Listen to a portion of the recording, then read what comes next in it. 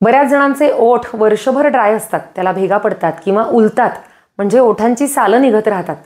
उन्हाळ्यात किंवा हिवाळ्यात कोरडेपणा असतो किंवा उष्णता असते, त्यामुळे ओठ उलण्याची तक्रार जास्त वाढते.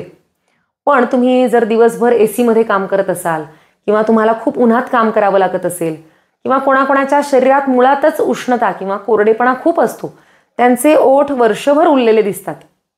ही समस्या का होते? तर त्वचेचा सगळ्यात वरचा लेअर असतो, त्याचं नाव आहे स्ट्रॅटम कॉर्नियम.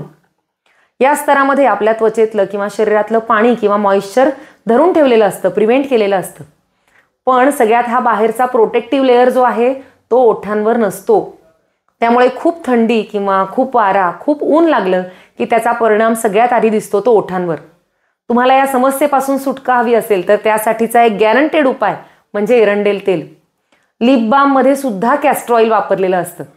तुम्ही घरच्या घरी एरंडेल तेल आणि कुंकुमादी ऑइल यांचं मिश्रण करून तुमच्या ओठांसाठी वापरू शकता.